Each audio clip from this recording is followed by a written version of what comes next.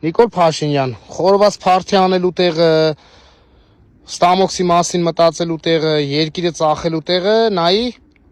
մարդիկ արտերկրից օգնություն են ուղարկել Հայաստանի Հանրապետություն 44 օրյայի ժամանակ ու խնդրեմ, էսի վառ օրինակը քեզ, որ այս ապրանքը չի եկել հասել ժողովրդին։ Կարմիր խաչը դուրս ա գրել ու բերե թափելա Զիբիլանոցում, մի հատ էլ այսենց ծածկա դմփոց արած։ Երգրիտ հարցերը թողած, ստամոքսովը տեսնգե, մի հատ արթնացի տես ինչ է կատարվում շուրջը, ժողովուրդ ջան, խնդրեմ, այսօրվա իշխանության անգործությունը, այսօրվա իշխանության փողերի վատնումը, որ իրանց ընդհանրապես չի հետաքրքրում, թե ով ինչ ձևա այս ապրանքը, այս հագուստը,